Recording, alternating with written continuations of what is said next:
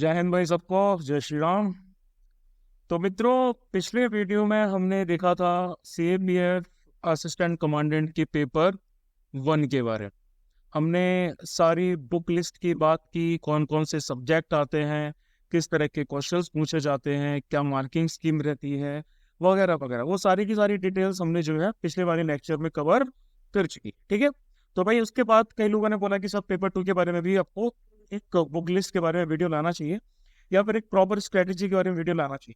तो एक strategy wise में वीडियो लेके आया हूँ, जिसमें हम बुक लिस्ट भी कवर करेंगे, जिसमें हम एक ओवरऑल स्ट्रेटेजी की बात भी करेंगे। ज्यादा डेप्थ में तो नहीं जा पाएंगे, लेकिन फिर भी आपको एक फेयर आइडिया इस वीडियो से मिल जाएगा। ठीक है।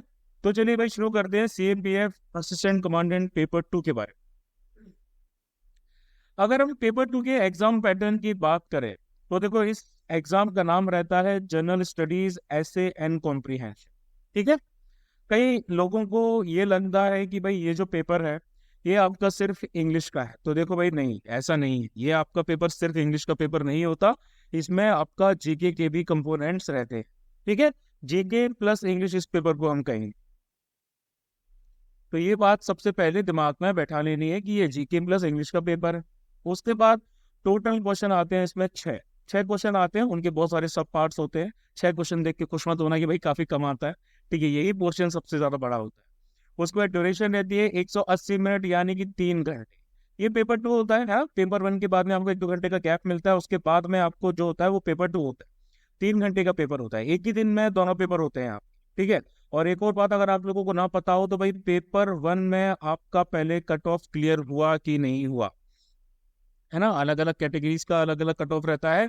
तो पेपर 1 का कट ऑफ अगर आपका क्लियर होता है, उसी के बाद ही आपका पेपर 2 जो है वो चेक किया जाएगा। अदरवाइज अगर आपका पेपर 1 का कट ऑफ ही क्लियर नहीं हुआ है, तो आपका पेपर 2 जो है वो चेक ही नहीं किया जाएगा, है ना। पेपर 1 का कट ऑफ क्लियर हो गया तो फिर पेपर 2 का भी चेक किया जाएगा। दोनों का कंबाइंड कट ऑफ जो होगा, फिर उसके बेसिस पे आपको फिजिकल एग्जामिनेशन और क्या बोलते हैं इंटरव्यू के लिए बुलाया जाए। ठीक है। टोटल मार्क्स इसके कितने हैं? टोटल मार्क्स है इसके 200 मार्क्स पर क्वेश्चन आपके डिफर करते हैं, यानी कि हर क्वेश्चन में, हर सब पार्ट में मार्क्स जो है वो अलग अलग आते हैं, किसी में सेम नहीं होते। क्यों? क्योंकि भाई ये हमारा डिस्क्रिप्टिव एग्जामिनेशन होता है, यहाँ पर आपको लिखना पड़ता है। ये आपका MCQ वाला नहीं होता, ये आपको MCQs वाइज नहीं होता कि भाई मल्टीपल चॉइस क्वेश्चंस आ गए उनको हमने टिक कर दिए। नहीं, यहाँ पर आपको आपकी राइटिंग स्किल्स दिखानी होती है, है ना। और भी बहुत कुछ दिखाना होता है जो मैं आपको बताता हूँ अभी। नेगेटिव मार्किंग, कोई नेगेटिव मार्किंग नहीं होती है एज सच, लेकिन अगेन हम ये डिटरमाइन नहीं कर पाते कि भाई कहाँ पर हमारे नंबर कट रहे हैं, कहाँ पर नहीं कट रहे हैं। ठीक है। क्योंकि नेगेटिव मार्किंग नहीं होती, तो फिर इस चीज को लेके कोई एक SOP नहीं है, कोई स्टैंडर्ड ऑपरेटिंग प्रोसीजर नहीं है कि भाई यहाँ पर कितने मार्क्स दिए जाएंगे, कितने नहीं दिए जाएंगे। ये टोटली आपके इन्विजिलेटर पे डिपेंडेंट रहता है कि भाई वो आपको इस पर्टिकुलर क्वेश्चन में कितने नंबर दे रहा है ना। तो ये एक बेसिकली एग्जाम पैटर्न हो गया हमारा। अब टॉपिक्स की बात करें कि भाई कौन कौन से टॉपिक्स पूछे जाते हैं, तो देखो भाई, ऐसे पूछा जाता है आपसे, ऐसे लिखने के लिए आता है। आर्ग्यूमेंट्स लिखने के लिए आते हैं। रिपोर्ट के बारे में आपसे लिखने के लिए बोला जाता है। प्रिसाइज आता है, कॉम्प्रिहेंशन आता है, और ग्रामर आता है। ठीक है। ये भाई हमारे टॉपिक्स आपके पेपर 2 में पूछे जाते हैं। अब इनको थोड़ा सा हम डिस्कस करते हैं कि इन टॉपिक्स के बारे में क्या हुआ। जैसे सबसे पहला जो हमारा क्वेश्चन आ जाता है वो आता है ऐसे। सिंपल सा क्वेश्चन आ जाता है कि write essays on any 4 of the following in about 300 words each. ये मैंने CAPF AC 2023 के क्वेश्चन पेपर को एग्जाम्पल पे लिया है ना। तो भाई देखो, होता क्या, आपको 4 ऐसे लिखने होते हैं, गिवन 6 रहते हैं। टोटल आपको 6 ऐसेज दे रखे हैं यहाँ पर। Cyber attacks and new kind of warfare हो गया। ठीक है, ये आपका बेसिकली साइंस एंड टेक्नोलॉजी से रिलेटेड हो गया। उसके बाद India as an emerging leader in the new world order, ये आपका इंटरनेशनल रिलेशन से रिलेटेड हो गया। The Indian diaspora and its contribution to the post independent India, ये आपका मॉडर्न हिस्ट्री से रिलेटेड हो गया। Education and awareness are the critical pillars for success of a democracy, ये आपका पॉलिटी से रिलेटेड हो गया। उसके बाद e-waste the dark side of the digital revolution, ये अगेन साइंस एंड टेक्नोलॉजी से हो गया। And the geographical and linguistic diversity of India, is it real wealth, तो ये हमारा सोशल डाइवर्सिटी से रिलेटेड। ठीक है। तो भाई आपने देख लिया किस तरह के टॉपिक्स पूछे जाते हैं। देखो करंट अफेयर्स में हमारी जो भी अलग अलग कैटेगरीज होती है, करंट अफेयर्स में क्या होता है, नेशनल नाम की एक कैटेगरी होती है, नेशनल करंट अफेयर्स हम कवर करते हैं, नेशनल पॉलिसीज, नेशनल प्रोग्राम्स वगैरह ये सब कवर किए जाते हैं। उसके बाद में इंटरनेशनल रिलेशंस को देखते हैं। उसके बाद हम इंडिया की डिफेंस को लेकर चर्चा करते हैं, इंटरनल सिक्योरिटी को लेकर चर्चा करते हैं, सोशल डाइवर्सिटी को लेकर चर्चा करते हैं, इकोनॉमी से रिलेटेड भी भाई हमारे कुछ करंट अफेयर्स रहते हैं, साइंस एंड टेक्नोलॉजी से रिलेटेड, इन्वायरमेंट एंड इकोलॉजी से रिलेटेड भी रहते हैं। तो भाई ये सारे के सारे टॉपिक्स जो होते हैं, यही सारे के सारे टॉपिक्स में आपके ऐसे भी आते हैं। इसको लेके एक नया वीडियो बनाऊंगा मैं, जिसमें आपको पता लगेगा कि भाई ऐसे एग्जैक्टली कैसे स्ट्रक्चर बनाना चाहिए, ऐसे का किस तरीके से लिखना चाहिए, और बाकी सारी डिटेल्स। तो देखो ऐसे आपका कुछ इस तरीके का पूछा जाता है। अब देखो इसमें और भी क्या चीजें होती है जिनका हमें ख्याल रखना जरूरी है। वो ये कि आपसे सिर्फ 4 ऐसे लिखने को बोला गया, तो सिर्फ 4 ही ऐसे लिखने।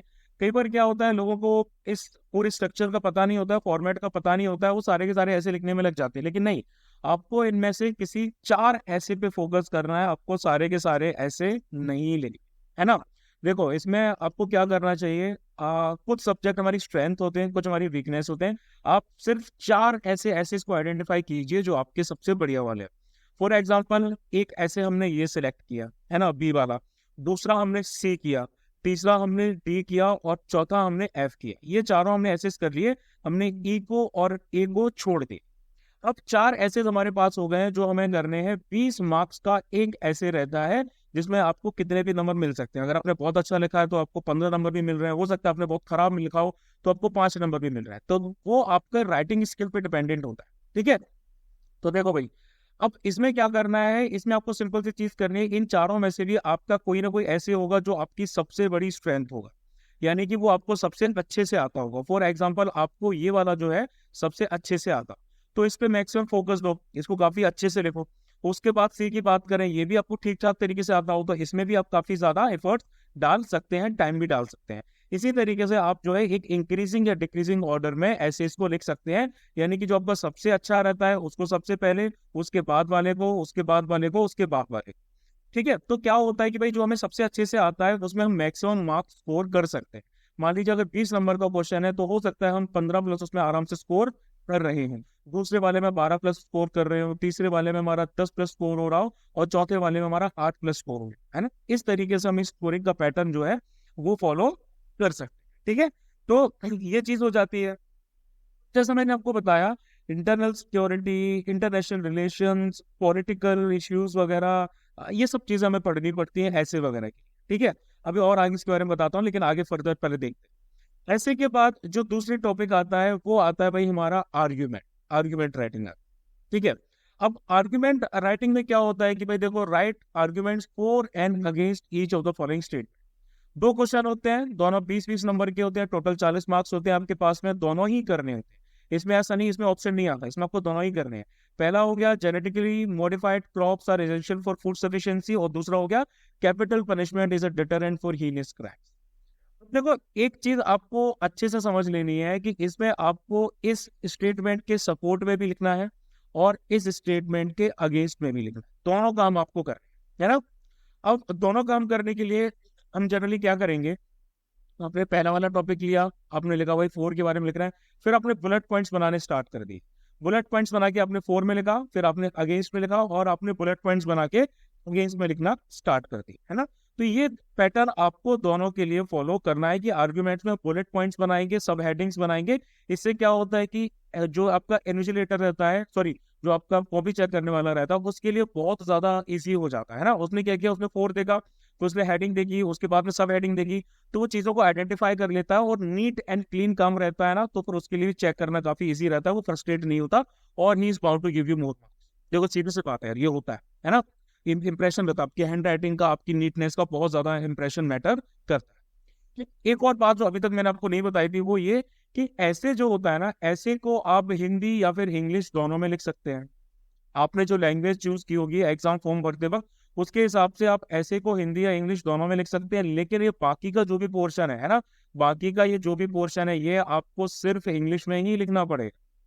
ऐसा नहीं है कि भाई इसको इसके लिए आपको हिंदी की सुविधा दी जाएगी, नहीं, आपको सीखनी पड़ेगी, ठीक है। ये देखो बात है, ये आपको सीखना पड़ेगा। तो आर्गुमेंट हो गया भाई हमारा 20 × 2 यानी कि 40 मार्क्स का। उसके बाद भाई आती है हमारी रिपोर्ट राइटिंग। अब देखो रिपोर्ट राइटिंग में क्या होता है ना, रिपोर्ट राइटिंग में आपको जैसे ये देखिए, write reports on the following in about 200 words each, do not mention any name or address in the report, use XYZ EBC if need. दो रिपोर्ट्स आपको लिखनी है, दोनों आपकी 10-10 नंबर की हैं, ठीक है। तो depletion of water table levels in major cities पहला हो गया, दूसरा हो गया increasing presence of women in Indian school. देखो इसमें आपको बहुत सारे एलिमेंट इंक्लूड करने पड़ते हैं। कोई भी रिपोर्ट जो होती है, न्यूज़पेपर की रिपोर्ट की तरह आप उसको कंसिडर कीजिए। क्या होता है उसमें बहुत सारे सवाल पूछे जाते हैं, why, how, what, where, when, इस तरह के जितने भी हमारे W और H रहते हैं, इन सब का मैं ख्याल रखना है ना। किसी भी रिपोर्ट में आप ये सारे एलिमेंट्स इंक्लूड कीजिए, आपकी रिपोर्ट हो जाती है कंप्लीट, ठीक है। रिपोर्ट में ये सारे एलिमेंट आप कंप्लीट इंक्लूड कीजिए, आपका काम जो है वो डन हो जाए, ठीक है। ये सब लिखना भी, इनको लेके मैं एक पर्टिकुलर अलग अलग वीडियो लेके आऊंगा, लेकिन मैं आपको एक ओवरऑल डिस्क्रिप्शन देता हूँ इन सारी चीजों का कि भाई इसके लिए मैं चाहिए क्या।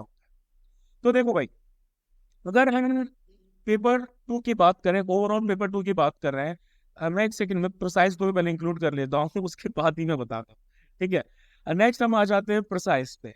देखो भाई प्रिसाइज में क्या होता है, भाई आपको एक इस तरीके का पैराग्राफ दे रखा होता है बड़ा सा, 453 वर्ड्स है। अब आपको उसको क्या करना है, इसकी 1/3 इसकी जो लेंथ उसमें करना है, यानी कि आपको 120 वर्ड्स के अंडर में इसको लिखना है, आपको इसको समअप करना है। ये होता है भाई प्रिसाइज का काम। एक प्रिसाइज होता है 15 नंबर का, आपको दिया रखा। देखो सिंपल सा फैक्टर होता है इसमें, सिंपल सा फैक्टर ये होता है कि हमें पैराग्राफ को डिवाइड करना पड़ता है। जैसे फॉर एग्जांपल हमने पहले ये लाइन देख ली है ना, इसमें आप तकरीबन 6 लाइन्स आ गई। उसके बाद फिर हमने ये देख लिया, इसमें भी आपकी कितनी होगी, 4, 5, 6, 7, 8, 9, 10, 11, 12, 13, 14, 15, 15 लाइन्स इसमें आ गई। फिर उसके बाद अगेन दूसरा आ गया, 6 लाइन्स इसमें आ गई। फिर उसके बाद 5 लाइन्स इसमें आ गई, फिर 6 लाइन्स इसमें आ गई। तो आपको इसको क्या करना है, अलग अलग पैराग्राफ्स में डिवाइड कर लेना है और हर पैराग्राफ को समअप कर देना है। यानी कि अगर ये 6 लाइन में है तो इसको आप 2 लाइन में कंप्लीट कीजिए, ये अगर 15 लाइन में है तो इसको 5 लाइन में कंप्लीट कीजिए, ये 6 में है तो अगेन इसको 2 लाइन में। इस तरीके से आप इनको समअप करते जाएंगे। Again it requires a lot of work. ऐसा नहीं है कि भाई बस हम गए और हमने तुरंत उसको कन्वर्ट कर दिया, कीवर्ड्स इंक्लूड नहीं की, नहीं। इसके लिए पूरी प्रॉपर मेंटरशिप लगती है ना, पूरा प्रॉपर मेंटरशिप होती है, जो मेंटर आपको बताता है, टीचर आपको बताता है कि भाई कैसे करना है। अगर आपने सेल्फ स्टडी से कर रखा तो और भी बढ़िया है, नहीं तो otherwise you can join the upcoming चीता बैच। चीता बैच स्टार्ट हो रहा है 1 अप्रैल से, आप लोग ज्वाइन कर सकते हैं। 2-3 दिन रह गए हैं, ज्यादा टाइम नहीं रह गया है। 15 अप्रैल तक जो है उसके एडमिशन रहेंगे, लेकिन उसके बाद कोई एडमिशन नहीं होगा। तो वही पेपर 2 भी अच्छे से पढ़ाया जाएगा, पेपर 1 भी अच्छे से पढ़ाया जाएगा, आप लोग ज्वाइन कर सकते हैं। तो ये होता है भाई हमारा प्रिसाइज, ठीक है। अब इसके बाद में आता है एक, नहीं प्रिसाइज से पहले मैं आपको इन सब चीजों की समझ बता देता हूँ। यानी कि देखो पेपर 2 जो हमारा ओवरऑल रहता है वो किस चीज पे किस चीज का उसका बेसिस रहता है। पेपर 2 में हमारी बहुत सारी चीजें पूछी जाती हैं, जैसे कि सबसे पहला आता है रीडिंग स्किल। आपकी जो रीडिंग स्किल्स है ना वो बहुत बढ़िया होनी चाहिए। रीडिंग स्किल्स आपकी अच्छी होंगी तभी आप ये सारे फैक्टर्स कर पाएंगे, यानी कि आप प्रिसाइज भी कर पाएंगे, रिपोर्ट राइटिंग भी कर पाएंगे, आप आर्ग्यूमेंट भी कर पाएंगे, आप ऐसे भी कर पाएंगे। आप ये सारी चीजें तभी कर पाएंगे अगर आपकी रीडिंग स्किल्स अच्छी होती हैं। अब रीडिंग स्किल्स कैसे बढ़ाई जाए, तो रीडिंग स्किल्स बढ़ाने की सिंपल सी चीज़ है भाई, न्यूज़पेपर्स पढ़िए, है ना। न्यूज़पेपर्स पढ़िए डेली। आप देखो ये काम करना पड़ेगा। सीडीएस के लिए मैं न्यूज़पेपर पढ़ने के लिए नहीं बोलता, क्योंकि उसमें पेपर 2 वाला कोई सिस्टम नहीं रहता, उसमें आप सिंपल करंट अफेयर्स पढ़ सकते हैं। लेकिन यहाँ आपको न्यूज़पेपर पढ़ना जरूरी होगा। क्यों? न्यूज़पेपर से आपको क्या करना है, न्यूज़पेपर से आपको जनरली एडिटोरियल से या फिर बाकी किसी सेक्शन से कोई भी एक एडिटोरियल पिकअप कर लेना है और फिर आपको उसमें कुछ ना कुछ अटेम्प्ट करना है। यानी कि उस एडिटोरियल के बेसिस पे आप एक रिपोर्ट भी लिख सकते हैं, आप उसके बेसिस पे एक प्रिसाइज भी लिख सकते हैं, या फिर आप उसके बेसिस पे एक ऐसे भी लिख सकते हैं, आप एक रिपोर्ट राइटिंग भी उसके बेस सॉरी आर्ग्यूमेंट भी है जो आप उसके बेसिस पे कर सकते हैं, है ना। आपको सबको उठाना है और आपको उसको अच्छे से पढ़ना है और फिर आप इनमें से चारों चीजें उसके ऊपर अटेम्प्ट कर सकते हैं। तो न्यूज़पेपर उठाइए, जो भी आपकी चॉइस का है आप उस न्यूज़पेपर को उठा सकते हैं। उसके साथ साथ कुछ मंथली मैगजीन्स भी आती हैं। मंथली मैगजीन्स में करंट अफेयर्स की, जैसे कि मैं विजन आईएएस प्रेफर करता हूँ, आप कुछ और भी प्रेफर कर सकते हैं। विजन आईएएस हो गई, एक योजना आती है, कुरुक्षेत्र आती है। इन मंथली मैगजीन्स में आपको सेक्शन वाइज, यानी कि इंटरनल सिक्योरिटी से रिलेटेड, इंटरनेशनल रिलेशन से रिलेटेड, डिफेंस से related, national, international, polity, social and diversity हो जाता है, साइंस एंड टेक्नोलॉजी हो जाता है, इन्वायरमेंट एंड इकोलॉजी हो जाता है। ये सारे सेक्शंस को लेके अलग अलग एडिटोरियल्स दे रखे होते हैं, अलग अलग आर्टिकल्स दे रखे होते हैं, उन सबको आपको पढ़ना होता है, आपको समझ करना होता है। देखो यार, सीधी सी बात होती है, जब भी हम ऐसे लिखते हैं, हम आर्ग्यूमेंट लिख रहे हैं, रिपोर्ट लिख रहे हैं, कुछ भी लिख रहे हैं, प्रिसाइज को छोड़ दो, तो इन सब में क्या होता है कि हम जितने ज्यादा रियल टाइम एग्जाम्पल ऐड करते हैं, उतना ज्यादा ही हमारा ये जो कंटेंट होता है ज्यादा रेलेवेंट बनता है। आपको ज्यादा से ज्यादा इनके साथ में एग्जाम्पल्स ऐड करने पड़ते हैं, है ना, फैक्ट्स ऐड करना पड़ता है, डेटा या ऐड करना पड़ता है। तो उसके लिए आपको अपनी रीडिंग स्किल बहुत ज्यादा बढ़ानी पड़ेगी, बहुत ज्यादा आपको उसमें इंक्लूड करना पड़ेगा। ठीक है, तो बहुत सारा कंटेंट आना चाहिए। तो भाई जितना ज्यादा पढ़ सकते हो उतना ज्यादा ही आपका पेपर टू अच्छा होगा। पहली बात तुम्हारी रीडिंग स्किल की हो गई। अब इसमें दूसरी बात आती है, वो आती है हमारी राइटिंग प्रैक्टिस की। यानी कि मित्रों, आपको आपकी राइटिंग प्रैक्टिस भी बढ़ानी पड़ेगी, सिर्फ लिखने से कुछ नहीं होगा। राइटिंग प्रैक्टिस कैसे बढ़ेगी, जैसा मैंने अभी आपको बताया है ना, आपको अलग अलग सेक्शंस को उठाना है और उनको लेके आपको अभी से स्टार्ट कर देना है लिखना। ऐसा नहीं है कि हम 2 महीने बाद 3 महीने बाद एंड टाइम में लिखना स्टार्ट करेंगे, नहीं। हमें एक टाइम मैनेजमेंट प्रॉपर करना है ना। ये पूरा पेपर जो है ये हमें 3 घंटे के अंदर निपटाना है, उसके लिए हमें प्रॉपर टाइम मैनेजमेंट लगेगा। टाइम मैनेजमेंट मतलब आपको पता होना चाहिए कि भाई हमें कितना टाइम किस में देना है। जैसे अगर आपने 12th फेल मूवी देखी होगी, है ना, तो उस 12th फेल मूवी में उसने क्या किया भाई, साथ में घड़ी रखी है और उस घड़ी में देख के बताया कि भाई एक क्वेश्चन को करने में उसको कितना टाइम लग रहा है। तो ये टाइम मैनेजमेंट आपको भी करना पड़ेगा कि भाई एक ऐसे को लिखने में कितना टाइम लग रहा है, कितना तो पहले तो हमने कितना टाइम डिसाइड किया, उस बाद कितना टाइम हमें लग रहा है, फिर हम उसको इम्प्रूव करेंगे, ये भी आगे जाके भी। ठीक है, तो राइटिंग प्रैक्टिस करनी पड़ेगी। उसके बाद आपको इसी का एलिमेंट आ जाता है कंसाइज कंटेंट। यानी कि आपको अपने कंटेंट को भी कंसाइज करना पड़ेगा। ऐसा नहीं है कि भाई आप फ्लो में बह गए, भावनाओं में बह गए, भाई ऐसे लिख रहे हैं तो उसी में हमने 1-1.5 घंटा लगा दिया, है ना, नहीं। आपको एक पर्टिकुलर टाइम दे रखा है, आप उस टाइम में उसको मेंटेन कीजिए, मैनेज कीजिए, अदरवाइज आप बाकी चीजें जो है वो छोड़ देंगे। ठीक है, और पेपर में कुछ भी छोड़ना नहीं है, छोड़ना मतलब आपके नंबर गए। उसके बाद फिर आ जाता है एक फॉर्मेट, यानी कि करेक्ट फॉर्मेट। फॉर्मेट वाइज आपको चीजें लिखनी है, आपने एक करेक्ट फॉर्मेट डिसाइड किया है, आपको उसी फॉर्मेट पे चिपके रहना है। आप इधर उधर की चीजें मत कीजिए। आपने अगर अगर हम आर्ग्यूमेंट की बात कर रहे हैं तो आपने फॉर और अगेंस्ट का फॉर्मेट जो लिखना है वो लिखिए। अगर आपने ऐसे का एक पर्टिकुलर फॉर्मेट बनाया है तो आप उस पर्टिकुलर फॉर्मेट को फॉलो कीजिए। क्या होता है जनरली ऐसे वगैरह में, कई बार हम खुद का फॉर्मेट बनाते हैं, खुद की एक स्ट्रेटजी बनाते हैं, हम उसको फॉलो करते हैं। ऐसा नहीं कि रैंडमली हमने कुछ भी लिखना स्टार्ट कर दे, नहीं, वो वर्क नहीं करेगा। आपको पता होना चाहिए कि भाई इंट्रोडक्शन में कितना लाइन्स लगती हैं, पर्टिकुलर बॉडी में कितनी लाइन लिखेंगी, उसके कंक्लूजन में कितनी लाइन्स लगेंगी, ये सब चीजें एक ऐसे को बनाती है ना। इन सारे टॉपिक्स को लेकर एक सेपरेट वीडियोस में आपके लाता रहूँ। ठीक, उसके बाद फिर क्या होता है भाई हमारा, उसके बाद फिर आता है हमारा ग्रामर का पोर्शन। एक्सरसाइज तक हो गया, कॉम्प्रिहेंशन उसके बाद आता है। पहले कॉम्प्रिहेंशन की बात करते हैं। कॉम्प्रिहेंशन देखो बहुत सिंपल सी चीज होती है यार। आपको क्या किया जाता है, एक कॉम्प्रिहेंशन दिया जाता है, बड़ा सा कॉम्प्रिहेंशन होता है, प्यारा सा, छोटा सा, ठीक है, सीडीएस में भी आता है। और आपसे 4 या 5 क्वेश्चन पूछे जाते हैं, सॉरी 5 क्वेश्चन पूछे जाते हैं जो 4 नंबर के होते हैं। हर क्वेश्चन आपका 4 नंबर का है। ठीक है, ये भी आपका डिस्क्रिप्टिव है। How did Bombay develop into commercial hub in the 19th century, ये आपको बताना है, सम अप करना है।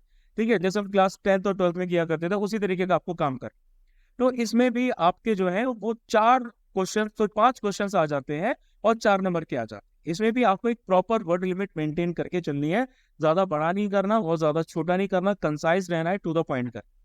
कॉम्प्रिहेंशन और प्रिसाइज की सबसे खास बात यह है कि इसके लिए आपको बाहर से कुछ पढ़ने की जरूरत नहीं है। जो भी दिया जाएगा वो उसी पैसेज में दे रखा है, जो भी दिया जाएगा वो उसी प्रिसाइज में दे रखा है ना। आपको बाहर से कुछ भी याद करने की जरूरत नहीं है, बाहर से आपको कुछ भी समझने की जरूरत नहीं है।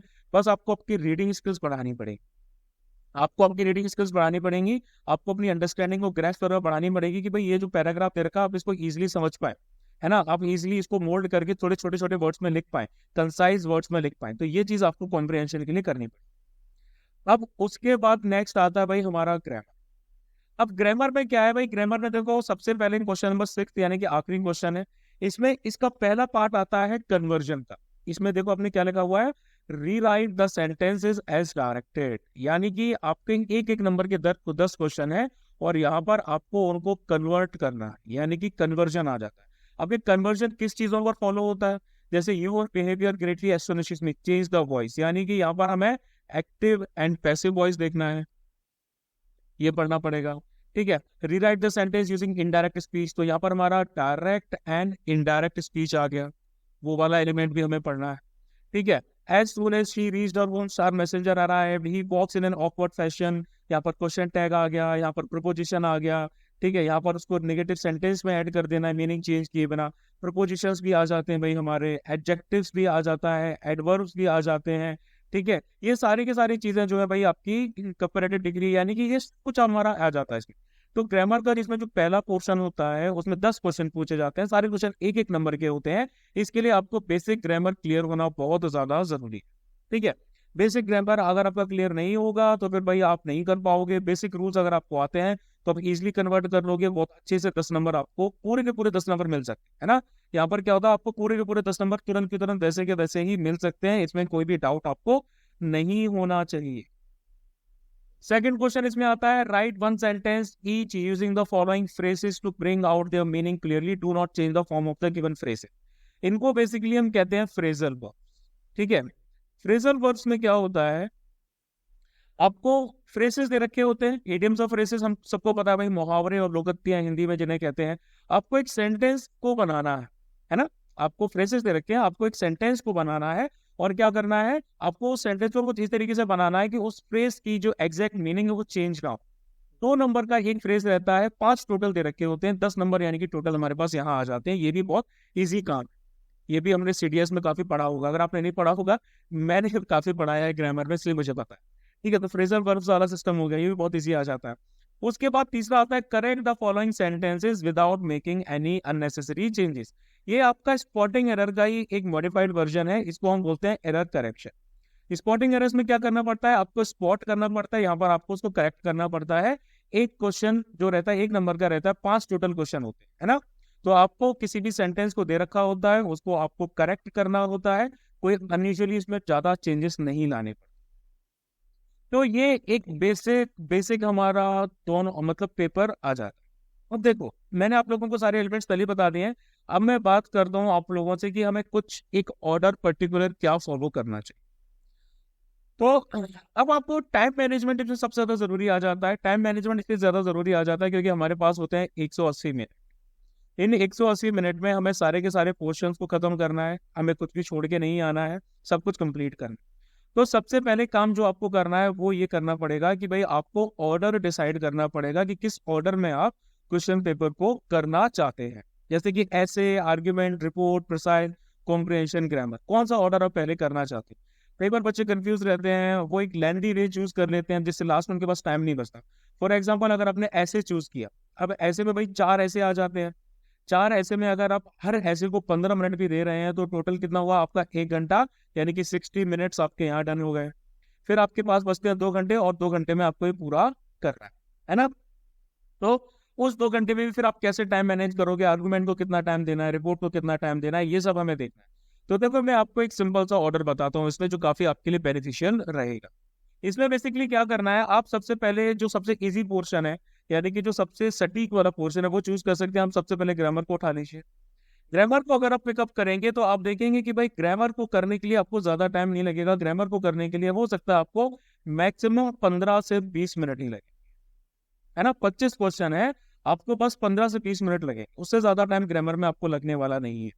15 से 20 मिनट आप यहाँ दे सकते हैं। उसके बाद में आप थोड़े से और पोर्शन पे जाइए जिसपे आप इजिली स्कोर कर सकते हैं, यानी कि कॉम्प्रिहेंशन पे। कॉम्प्रिहेंशन पे आपको कितना टाइम लग सकता है, अगेन कॉम्प्रिहेंशन में भाई हमारे होते हैं कितने क्वेश्चन, हमारे होते हैं 5 क्वेश्चन।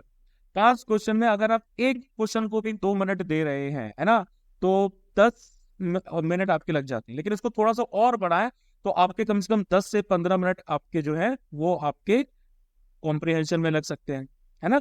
5 क्वेश्चन होते हैं, उनके आंसर आपको करना है, 4 नंबर का क्वेश्चन होता है। उसके बाद फिर आप प्रिसाइज पे आ जाते हैं। प्रिसाइज को अगर आप देखोगे, प्रिसाइज को अपने 3 अलग अलग पार्ट्स में डिवाइड किया है। तीनों पार्ट्स को लिखने में आपको, अगर मैं 5-5 मिनट भी कंसिडर करूं, तो प्रिसाइज को लिखने के लिए भी आपको जो है तकरीबन 15 से 18 मिनट लगने चाहिए, इससे ज्यादा टाइम नहीं लगना चाहिए। जैसा मैंने बताया, टाइमिंग हमें कम करती जानी है। उसके बाद अब आप इन तीनों में से कोई भी एलिमेंट चूज कर सकते हैं, लाइक ऐसे भी चूज कर सकते हो, आर्ग्यूमेंट भी चूज कर सकते हो, रिपोर्ट भी कर सकते हो। मैं सबसे पहले चलो आपको बता देता हूँ कि भाई हमने क्या किया। हमने सबसे पहले रिपोर्ट को चूज की, है ना। हमने रिपोर्ट को चूज किया। अब रिपोर्ट को भी क्या है भाई, तकरीबन एक रिपोर्ट लिखने में भी आपको 12 से 15 मिनट लग ही जाएंगे। एक रिपोर्ट में 12 से 15 मिनट लग गए। आर्ग्यूमेंट हमने लिखना स्टार्ट किया। आर्ग्यूमेंट जो है उनको लिखने, सॉरी, 12 से 15 मिनट ईच लगेंगे, एक में नहीं। हाँ, एक में मतलब वही सिंपल सी बात है। फिर हम आर्ग्यूमेंट की बात करें तो आर्ग्यूमेंट में भी हम जो है 15 से 17 मिनट जो है वो एक आर्ग्यूमेंट को लिखने में लगा सकते हैं। ठीक है। उसके बाद ऐसे आ जाते हैं, 4 ऐसे आते हैं, 4 ऐसे ही आपको लिखने हैं, उससे ज्यादा नहीं लिखना है। उससे ज्यादा लिखोगे तो हो सकता है आपके ऊपर नेगेटिव मार्किंग या फिर किसी और तरीके एक्शन हो जाए, है ना।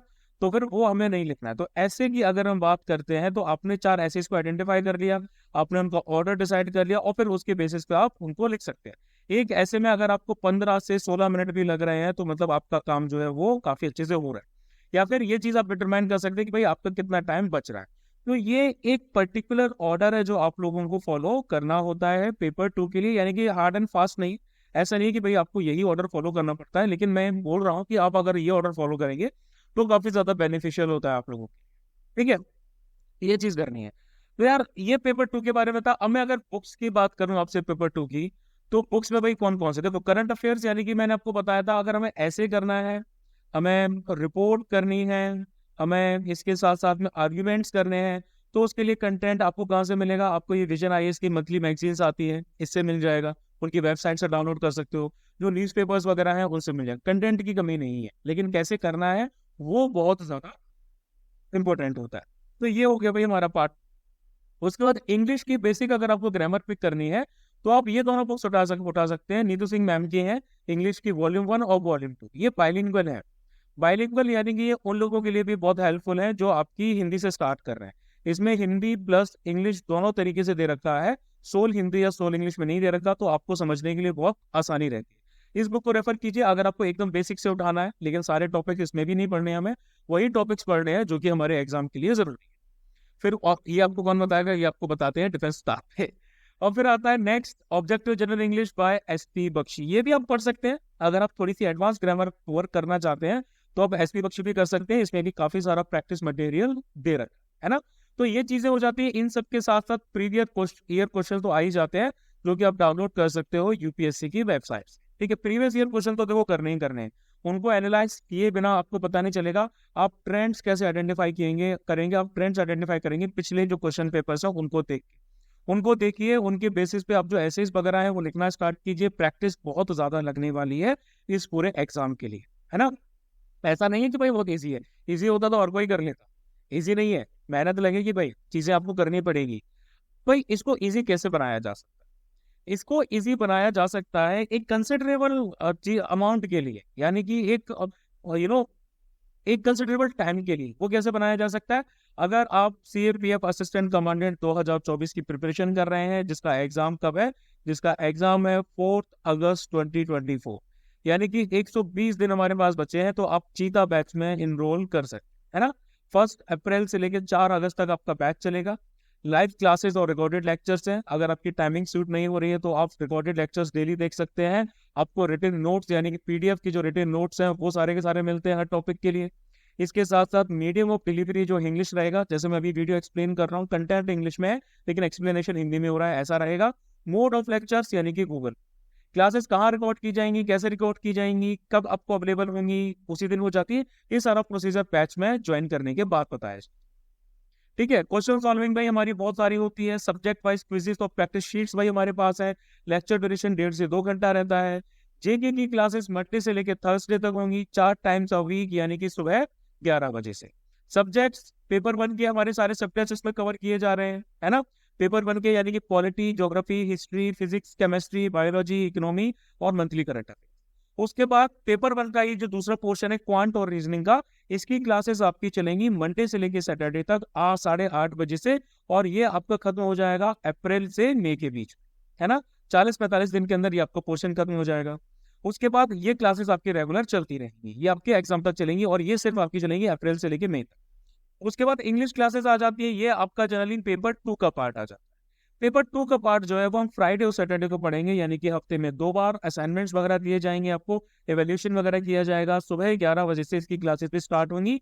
ऐसे report, argument, precise, reading and grammar topics, इन सब की लाइव प्रैक्टिस भी की जाए।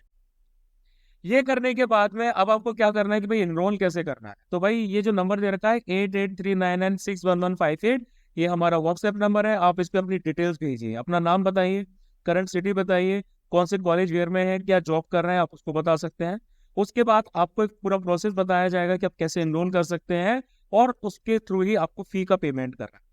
देखो फी तो हमारी रखी गई है 6,999, लेकिन ये दो पार्ट में आप पे कर सकते हैं। अगर आपका केस कुछ एक्सेप्शनल है या फिर आपको कुछ फाइनेंशियल ट्रबल्स है ना, एक साथ अगर आप पे नहीं कर पा रहे हैं, तो आप उसको 2 इंस्टॉलमेंट में कर सकते हैं। यानी कि आप इसको 3,000 और उसके बाद, सॉरी, हाँ, 3,000 और 3,999 के दो आप पार्ट्स में इसको क्या कर सकते हैं, पे कर सकते हैं। उसके लिए आप मुझे पर्सनली मैसेज कीजिए और बताइए, हमारी टीम आपसे गेट बैक करेगी एंड देन आपको बताएगी कि ठीक है हम इस चीज को इंश्योर कर सकते हैं कि नहीं कर सकते हैं, जनरली कर ही देंगे। ठीक है, तो भाई 1 अप्रैल से बैच स्टार्ट हो रहा है। आई विल एडवाइस कि आप लोग ज्यादा देर ना कीजिए, अगर ज्यादा देर करेंगे बाद में इनरोल करेंगे तो आपको कैचअप करने के लिए थोड़ा टाइम लगेगा, है ना। तो भाई चीजें आपकी सिस्टमेटिक चलेंगी। हमारे पास मात्र 120 दिन है। इस 120 दिन में हम इस पूरे पेपर 1 और पेपर 2 को थॉरो कंप्लीट करने जा रहे हैं, अच्छे से कंप्लीट करने जा रहे हैं, अच्छे से पढ़ाई करेंगे। 120 दिन की मेहनत कर सकते हो अगर आप मेरे पास डिसिप्लिन ला सकते हो, अगर आप अपना कमिटमेंट मेरे पास ला सकते हो कि भाई अभी एग्जाम क्लियर करोगे, तो आप इस बैच को ज्वाइन कीजिए। लेकिन अगर आप उनमें से हो जो आप गिव अप कर देते हो, किसी भी नई चीज को देख के स्टार्ट कर लेते हो फिर एकदम से छोड़ देते हो, then I don't think that you should join this batch. मुझे ऐसे बच्चे नहीं चाहिए जो मेहनत ना कर। ठीक है, पैसा दे रहे हो, टाइम दे रहे हो, तो भाई पेरेंट्स का टाइम दे रहे हो, पेरेंट्स के एफर्ट्स दे रहे हो, पेरेंट्स के पैसे दे रहे हो। देखो पैसे, एफर्ट्स, टाइम किसी का कंप्लीट नहीं होता, पूरी फैमिली का लगता है। ठीक है, being from a middle class I know that. तो भाई आप लोगों को इंश्योर करना पड़ेगा। मैं इतना ही कहूंगा, मैं ज्यादा ज्ञान नहीं दे पाता भाई, मैं ज्यादा ज्ञान नहीं दूंगा। आप लोग समझदार हैं, आप लोग ग्रेजुएशन कर रहे हैं, आपने ग्रेजुएशन कर रखा है, तो भाई मेरे ख्याल से आप लोग काफी समझदार हैं, इसमें मुझे बताने की जरूरत नहीं। ठीक है, तो ठीक है भाई, मिलते हैं आप लोगों से बैच में। 1 अप्रैल से हम लोग स्टार्ट कर रहे हैं। सी यू इन द बैच। जय हिंद टू यू।